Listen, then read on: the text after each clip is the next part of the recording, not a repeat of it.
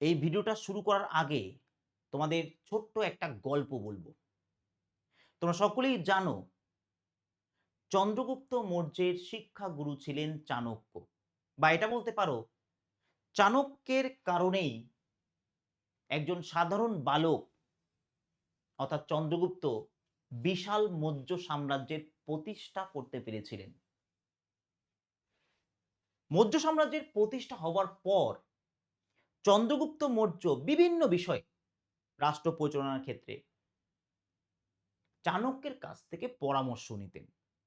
তো একদিন রাজসভাতে চন্দ্রগুপ্ত মৌর্য চাণক্যকে বা কৌটিল্যকে প্রশ্ন করছেন যে, গুরুদেব, আমাদের উদ্দেশ্য এই মৌর্য সাম্রাজ্যকে আরো বেশি শক্তিশালী করা, এই মৌর্য সাম্রাজ্যকে আরো বেশি ছড়িয়ে দেওয়া বা এর বিস্তার ঘটানো। তাহলে আমরা শুধু শুধু প্রজাদের পেছনে এত কেন খরচা করছি, তাদের এডুকেশনে, তাদের চিকিৎসায়, রাস্তাঘাট তৈরিতে এত কেন খরচা করছি? আমাদের উচিত কি উচিত? আমাদের উচিত শক্তিশালী সেনাবাহিনী তৈরি করতে খরচা করা, বা তাদের নতুন নতুন অস্ত্রবিদ্যাতে পারদর্শী করে তোলা এবং সেখানে খরচা করা। তখন চাণক্য মানে কৌটিল্য তিনি বলছেন, কাকে বলছে? চন্দ্রগুপ্তকে বলছে, শিক্ষাবিহীনা প্রগতি প্রদর্শন মাত্রম। শিক্ষাবিহীনা প্রগতি প্রদর্শন মাত্রম, জ্ঞানবিহীন বিকাশ ন ভবতি সত্যম, বিদয়া রাষ্ট্রং ভবতি, বিদয়া রাষ্ট্রং ভবতি সমুন্নতম, শিক্ষাং বিনা সর্বমিদং কেবল বা কেবলং নাটকম। অর্থাৎ এর বাংলা মানে হচ্ছে, শিক্ষা ছাড়া প্রগতি দেখানো মানে উন্নতি দেখানো শুধু নাটক, পাতি বাংলায় বলতে গেলে। শিক্ষা ছাড়া প্রগতি দেখানো শুধু প্রদর্শন করা, আর কিছু না। শিক্ষা ছাড়া জাতির উন্নয়ন বা রাষ্ট্রের উন্নয়ন কোনোদিন সম্ভব নয়। তো বিষয়টা আজকে খুবই গুরুত্বপূর্ণ। আমরা আগে সরকারকে দেখেছি কিভাবে সাধারণ মানুষের উপর অত্যাচার করতে। আগের সরকারের অনেক রকম সমস্যা ছিল, যার কারণেই বাংলার মানুষ তারা কিন্তু এই বিজেপি সরকারকে নিয়ে এসছে বা বর্তমান সরকারকে নিয়ে এসছে। বাংলার মানুষের সম্পূর্ণ সমর্থন ছিল এই সরকারকে আনার জন্য, যার জন্য তারা কিন্তু এসছে। এবং এই সরকার আসার ফলে তারা যা যা প্রমিস করেছিল সেইগুলো কিন্তু করা শুরু করে দিয়েছে, কারণ মাত্র ৩ মাস হয়েছে। তারা কিন্তু করা শুরু করে দিয়েছে। যেমন আয়ুষ্মান ভারতের কথা ছিল, সেটাও হয়েছে। সবথেকে ভালো কথা, বাংলাকে কম্পালসরি করে দেওয়া, দারুণ কাজ। অন্নপূর্ণা ভান্ডার চালু হয়ে গেছে। সেখানে হয়তো কিছু কিছু জায়গায় কিছু সমস্যা আছে, যেটা সমস্ত সিস্টেমের মধ্যেই থাকে, সেগুলো ঠিক হবে। ঠিক আছে? তো সেইগুলো নিয়ে তর্ক বিতর্কে আমি যেতে চাইছি না। কিন্তু প্রশ্নটা হচ্ছে, বেকারদের জন্য কি হয়েছে? এটা বিজেপির ম্যানিফেস্টো, ঠিক আছে? বিজেপির ১৫ প্রতিশ্রুতি, যার মধ্যে একটা প্রতিশ্রুতি তুমি এখানে দেখতে পাবে, আগামী ৫ বছরে ১ কোটি মানুষের জন্য নতুন চাকরি ও স্বনির্ভর হওয়ার সুযোগ তৈরি করা হবে এবং বেকার যুবক যুবতীদের কর্মসংস্থান সুনিশ্চিত না হওয়া পর্যন্ত তাদের ৩,০০০ টাকা দেওয়া হবে। অবশ্যই ৩,০০০ টাকা দেবে তোমাদের। এটা হয়তো দেওয়া শুরু করে দেবে অন্নপূর্ণা ভান্ডারের মতো। কিন্তু সত্যি কথা বলতে, হয়তো এই সরকার ৩ মাস হয়েছে এসছে ক্ষমতায়, কিন্তু এই বেকার ছেলে মেয়েগুলো অনেক দিন ধরে প্রস্তুতি নিচ্ছে। ফর এক্সাম্পল আপার প্রাইমারি, যার আগে থেকেই গ্যাজেট বেরিয়েছিল, বলা হয়েছিল যদি আমি ভুল না হই ফেব্রুয়ারির লাস্টের দিকে পরীক্ষা হওয়ার কথা আছে, তাই না? তার মধ্যে নিতে হবে ৩১ তারিখ বোধহয়। আজকে আগস্ট মাস। তা যে ছেলেটা ফেব্রুয়ারিকে টার্গেট রেখে, যে হ্যাঁ ফেব্রুয়ারিতে পরীক্ষা হবে, টার্গেট রেখে পড়াশোনা করেছে যে ছেলেটা বা মেয়েটা, সে তার নিশ্চয়ই ১ বছর আগে থেকে প্রস্তুতি শুরু করেছে। তার মানে আজকে ২ বছর হয়ে গেল, একটা ছেলে বা একটা মেয়ে জানতেই পারল না তার পরীক্ষাটা কবে হবে। তার পরীক্ষাটা কবে, আপার প্রাইমারি পরীক্ষাটা কবে? আমি জাস্ট মিনিমাম সময় বললাম ২ বছর। কিছু কিছু ছেলে মেয়ে আছে তারা ৩ বছর ৪ বছর ধরে পড়ছে। এত ধৈর্য ধরে কিভাবে থাকা সম্ভব একটা মানুষের পক্ষে, যেখানে ভোটের রেজাল্ট 5 দিন বা 7 দিনের মাথায় চলে আসে? আমি এই সরকারকে আবার বলছি, এখানে এটা ভাবার কোনো কারণ নেই যে আমি কোনো সরকারের সমর্থন করছি বা বিপক্ষে বলছি। ঠিক আছে? আমি এখানে আমার বেকার ছাত্রছাত্রীদের কথা বলছি। তাদের মনের অবস্থা আমি প্রতিদিন দেখি, সেই হিসাবে বলছি। আজকে এই সরকারকে আমাদের সিএম স্যার যিনি আছেন তিনি অনেক ভালো কাজ করছেন। কিন্তু এই সরকারকে আনার পেছনে আমি আগের দিনও ভিডিও করেছিলাম, যদি কোনো কিছু বা এই আমাদের ওয়েস্ট বেঙ্গলে কোনো কিছু সবথেকে বেশি ভূমিকা থাকে, তাহলে আমি বলব বেকারদের ভূমিকা সবথেকে বেশি ছিল। বেকারদের ভূমিকা আমি সেটা ডেটা সমেত বলে দিয়েছি আগের ভিডিওতে। ঠিক আছে? হঠাৎ করে বিজেপি এতটাই সাংগঠনিক পাওয়ার চলে আসলো, যে হঠাৎ করে এত সিট পেয়ে গেল, এটা কিন্তু সম্ভব ছিল না। আবার বলছি, এটা কিন্তু হয়নি। এর আগেও বিজেপি ছিল, তখন কেন জিতেনি? কারণ বেকার ছেলেমেয়েরা না অধৈর্য হয়ে পড়েছিল। মানে এত পরিমাণে রেজাল্ট নিয়ে, কোশ্চেন ফাঁস নিয়ে এত পরিমাণ তারা ফ্রাস্ট্রেটেড ছিল যে তারা এক ধাপ থেকে ঢেলে ভোট দিয়েছিল এই সরকারকে আনার জন্য। তাই এই সরকারের উচিত এই বেকার ছেলে মেয়েদেরগুলোর প্রতি আরো বেশি ফোকাস করা। হ্যাঁ, ফোকাস করেছে, এমন না যে ফোকাস করেনি। আমাদের মাননীয় মুখ্যমন্ত্রী বলেছে যে এই চাকরিগুলো হবে, কিন্তু সেখানে ক্লিয়ার কিছু নেই। ক্লিয়ার মানে যে কবে হবে, কি হবে, কাদের নেবে, কিছু বলার নেই। জাস্ট বলছে যে এত হাজার ছাত্র আমরা চাকরি করাবো। কিন্তু কাদের, কিভাবে হবে, সেটা নির্দিষ্ট যে সংস্থা রয়েছে, এসএসসি হোক বা যাই হোক না কেন, তাদের দ্বারা একটা ছাত্রছাত্রীরা চায় একটা ক্যালেন্ডার প্রকাশ হোক। নাহলে এইভাবে পড়াশোনা সম্ভবই না, এইভাবে ধৈর্য ধরে বসে থাকা সম্ভবই না। একদিন ধরে বসে আছে সবাই। আজকে আমাদের সিএম স্যার এবং বাকিরা সবাই বলছে যে আমরা ইউপিএসসি প্যাটার্নে পরীক্ষা করব। ইউপিএসসি প্যাটার্ন যদি আমি বলি, ইউপিএসসির প্যাটার্ন যদি বলি, তাহলে সবার আগে আমার মনে হয় এটা ফলো করা উচিত। ইউপিএসসি প্রতি বছরই ইউপিএসসি ইউপিএসসি আগে থেকে ক্যালেন্ডার দিয়ে দেয় যে না, এই দিন এক্সাম হবে, এই দিন এক্সাম হবে।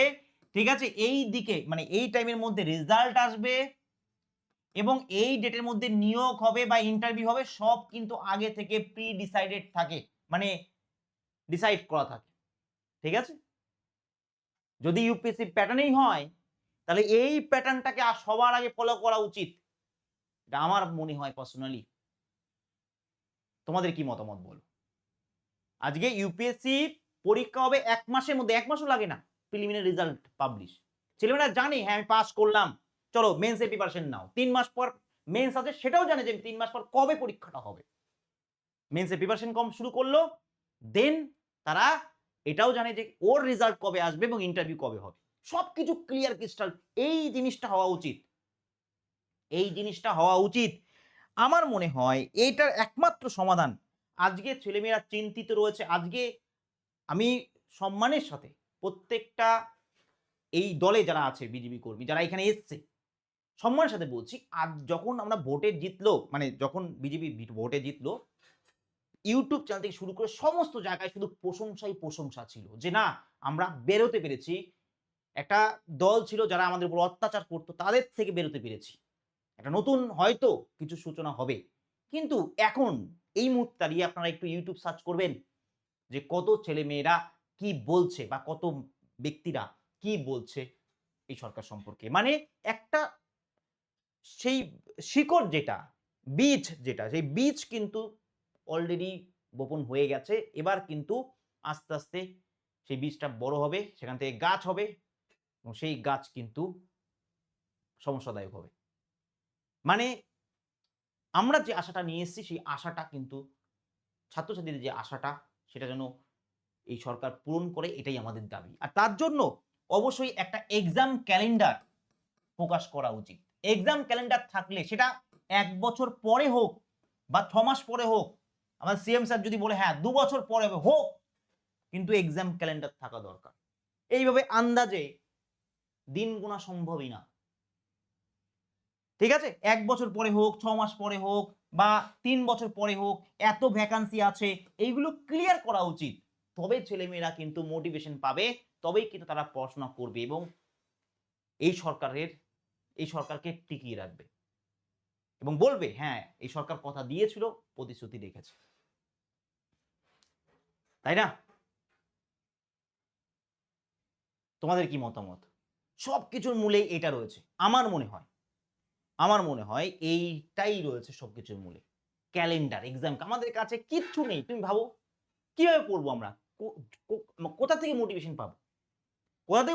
পড়ার? আমরা হয়তো বলি, শিক্ষকরা বলি হ্যাঁ পড়ো, পরীক্ষা হবে, এই হবে, পরীক্ষা না হলে পাবে না। ঠিক আছে, কিন্তু একটা নির্দিষ্ট টাইম পর না আর ভালো লাগে না, এটা আমরা বুঝি। এবং বাকি শিক্ষকদেরও আমি বলবো যে অ্যাটলিস্ট এই বিষয়টাকে ইউটিউবে তোলার জন্য যে একটা এক্সাম ক্যালেন্ডার দরকার। হ্যাঁ, সেটা 6 মাস পরে হোক, 7 মাস পরে হোক, একটা ভ্যাকান্সি ক্লিয়ার থাকবে যে না এইরকম ভ্যাকান্সি আসা দরকার। সেটা হয়তো দেখো সরকারি কাজ এত তাড়াতাড়ি সম্ভব হয় না। ঠিক আছে? তো সেক্ষেত্রে আজকে দিক বা 2 মাস পরে দিক বা 1 মাস পরে দিক, সরকারের এই জিনিসটা করা কিন্তু উচিত। আমাদের অনেক আশা ও ভরসা এই সরকারের ওপর, সেটা ভেঙে গেলে আমার মনে হয় না সেটা আর জোড়া লাগবে। তাই না? ক্লিয়ার? আমি এখানে দেখো আবার বলছি, কেউ এটা ভাববে না যে আমি কোন দলকে সাপোর্ট করছি, কারো বিরোধিতা করছি। কারণ এখানে আমি শুধুমাত্র আমি বেকার ছেলে-মেয়েদের পরিস্থিতিকে দেখতে পাচ্ছি, আর কিছু না। তো আমি জলে সাঁতার কাটা শিখবো কিন্তু জলে নামবো না, তা তো হয় না। তাহলে এই বিষয়টার সাথে পলিটিক্স বিষয়টা আভ্যন্তরীণভাবে জড়িত বা রাজনৈতিক বিষয়টা জড়িত, রাজনীতি বিষয়টা। তাই হয়তো ২-১ টা সময় আমি বলছি কথাগুলো। কিন্তু সম্পূর্ণভাবে আমার বেকার ছাত্রছাত্রীদের জন্য, যারা অনেকদিন ধরে প্রস্তুতি নিচ্ছে, তাদের জন্য আমি এই ভিডিওটা আজকে করলাম। তোমরা জানিও, তোমাদের মতামত জানিও। ঠিক আছে? একটু এক না হলে হবে না। একটু এক না হলে, এক স্বরে কথা না বললে আওয়াজ যাবে না। এটা তোমাকে বুঝতে হবে। এখানে কেউ ফেমাস হতে আসেনি, কেউ খান স্যার হতে আসেনি। ঠিক আছে? এখানে ওয়েস্ট বেঙ্গলে কোনো স্যারের ফারারি নিয়ে চলে না কেউ। ঠিক আছে? বা BMW কার নিয়েও চলে না। জাস্ট স্যাররা সারভাইভ করে। তোমাদেরও স্যারদের সাপোর্ট করা উচিত এবং স্যারদেরও তোমাদের সাপোর্ট করা উচিত। একটা ইকোসিস্টেম তৈরি করা উচিত, যার মাধ্যমে আমাদের আওয়াজ যাতে সরকারের কাছে পৌঁছায়, আমাদের অনুরোধ যাতে সরকারের কাছে পৌঁছায়। এবং তোমরা এই সোশ্যাল মিডিয়াটাকে একেবারে হালকায় কিন্তু নিও না। বিরাট ক্ষমতা আছে এর কাছে, বিরাট ক্ষমতা। শুধু ঠিক জায়গায় এপ্লাই করতে হবে। ঠিক আছে? তো আমাদের অনুরোধ থাকবে তোমরা এই ভিডিওটাকে লাইক করে দিও। ঠিক আছে? পারলে একটু শেয়ারও করে দিও। আমাদের অনুরোধ থাকবে যে এক্সাম ক্যালেন্ডার যত শীঘ্র সম্ভব সেটা যেন বার করা হয় এবং এসএসসি কে এটা নিয়ে কিছু বলতে হবে। নাহলে এইভাবে দিনের পর দিন কোনো ক্লিয়ার কোনো ধারণা নেই, কবে হবে, কি হবে, কত হবে, আপার প্রাইমারি কত ভ্যাকান্সি আছে, এসএলএসটি কত ভ্যাকান্সি আছে, কিচ্ছু ক্লিয়ার কিচ্ছু নেই। ঠিক আছে? তো সেক্ষেত্রে শিক্ষা ছাড়া সমাজের উন্নয়ন আমি মনে করি পার্সোনালি শিক্ষক হিসাবে যে কোনোদিনই সম্ভব না। আজকে স্কুলগুলোর বেহাল অবস্থা, সেখানে শিক্ষক নেই, কর্মী নেই। তো আজকে সরকার যে এজেন্ডা নিয়ে এখানে এসছে যে উন্নয়ন করবে, আমাদের মাননীয় মুখ্যমন্ত্রী বলছে যে এই কাজটা করা হবে, এটা সমাজের কল্যাণের জন্য করা হলো, আজকে এটা করা হলো। আমার মনে হয় এগুলো তখনই প্রকৃতভাবে সার্থকতা পাবে যখন ছাত্রছাত্রীরা শিখবে, স্কুলগুলো ভালো হবে, স্কুলের পরিকাঠামো ভালো হবে। তো যাই হোক, হয়তো তোমরা সবাই জানিও তোমাদের মতামত। তবে এই জিনিসটাকে কিন্তু একটু এক স্বরে বলতে হবে। এটা কিন্তু তোমরা একটু মাথায় রেখো। ঠিক আছে? ওই আমরা যেটা পড়ি না বৈচিত্র্যতার মধ্যেও ঐক্য, সেরকম ব্যাপার। আমার আলাদা মতামত থাকতে পারে, তোমার আলাদা মতামত থাকতে পারে। কিন্তু যখন বিষয়টা আসবে পরীক্ষার, তখন আমাদের স্বরটাকে একটু এক করতে হবে, নাহলে কিন্তু এই ভয়েসটা পৌঁছাবে না। বোঝা গেল? Thank you. ভালো থেকো তোমরা সবাই।